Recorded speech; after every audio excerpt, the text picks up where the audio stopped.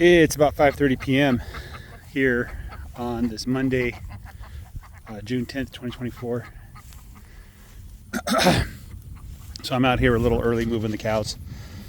The weather is in the low 70s. It feels really nice right now. It's very cool and refreshing. Definitely I can stay out here for a while. So I plan on doing a little bit of work. The grass is tall here, but it's not very thick. I saw lots of goatweed growing. Well, there was some goatweed growing north of here, and there's some growing south. There's a little bit of goatweed here. You can see goatweed there and there. There's another one right there. So, but I did see something that was kind of fascinating, something I didn't expect to see in the middle of June. I guess we're almost to the middle, huh? Yeah, here there's a little bit more goatweed. But where I put the post down, I saw a beautiful clover. Let me zoom in for you guys. There's some clover growing. So clover is a nice sign. Clover doesn't do well in soil that's too acidic. And the clover is known for putting nitrogen in the soil and helping the grass to grow a little better. I'm seeing bunches of clover all around this area here. So that's encouraging. I'm not concerned at all about the goatweed. If my whole field turns to goatweed, I will not shed a single tear about it. Let's look at the cow's condition. So what we're going to do is we're going to look at their left side. So you can see on this calf, there could be a triangle in this area here, but that calf is completely filled in. This calf is a tiny bit hollow right there. Boop. The calf behind the white-headed one, number 40 there, is filled in nicely. So this guy here is a little bit hollow, but the others are all looking really nicely filled in. So let's look at Blackie here. No, this isn't Blackie. This is probably, this is the untagged calf that was born back in 2021. She is filled in nicely. So she grew up on this ground. I expect that she does better than the cows that I bought.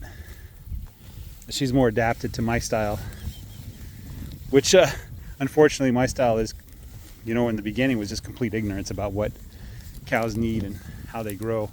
This is number 11. I think I tagged her. She was born here on this land back in either late 2022 or early 2023. So she's looking really nice. And she's nicely filled in too. So, and then this is 20, I believe, old 20. She's doing pretty well. It's filled in nicely. You can see a couple of her ribs. Excuse me, Mr. Cabs. I need to call the vet and make a plan to come down on Thursday. Talk with my neighbor if he wants to help move the cattle for me, with me. 34 is doing pretty good, so is 29. 29 is a female, I'm guessing because of the head. Let's see if I'm right. Let's see if I'm right. Are you a female, 29? And the answer is yes, you are a female. Let me just double check that. Show me your behind. There, yep, that's a female. This one here, she's half Charolais. I think she was born on my land. Yes, she was. And so she has a nice filled in gut there. The Charolais are a French breed. They grow very fast and big. And apparently they get a slightly better price at the market because of their color. I think they call them a crossbreed. And number 14 here as well. She's filled in nicely. She's a little bit skinnier than the other white one though. But she is a big cow. She's bigger than some of the cows I have. And she's younger than them too. I think I already did, this is Metal Tag. Last year Metal Tag was my second best performing cow behind 21. 21, as you know, is now in my friend's freezer. But she has a nice coat. She's filled in nicely as well. Here's Yellow. Yellow's filled in.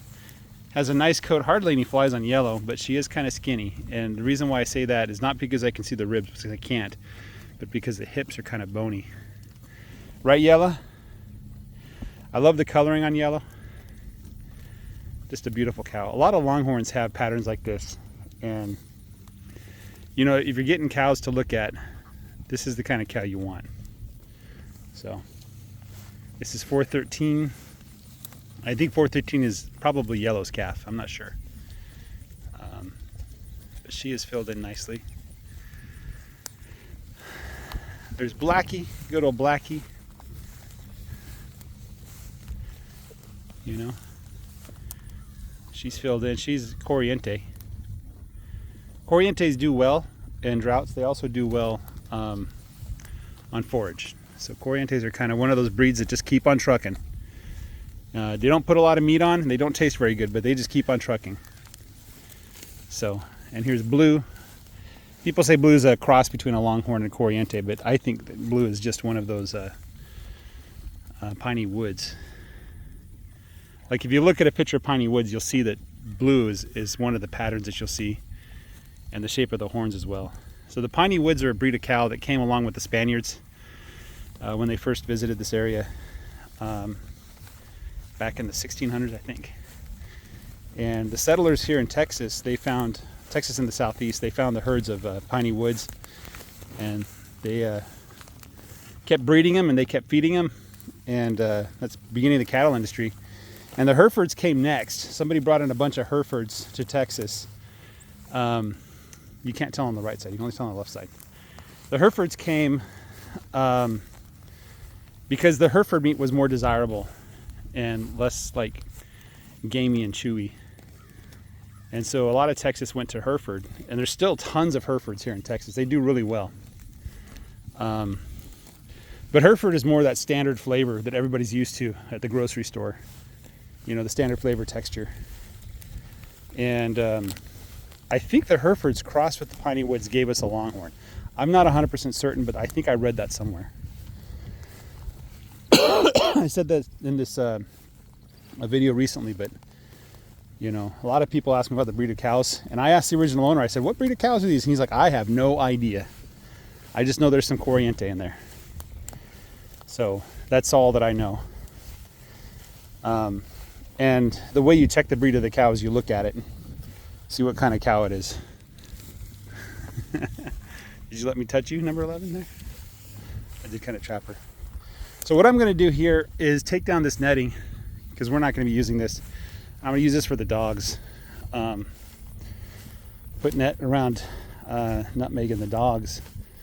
And then hopefully I'll have another net that I already have that I can use for keeping the dogs with the sheep without them eating the sheep. So guys, have a great day. Take care. Bye-bye.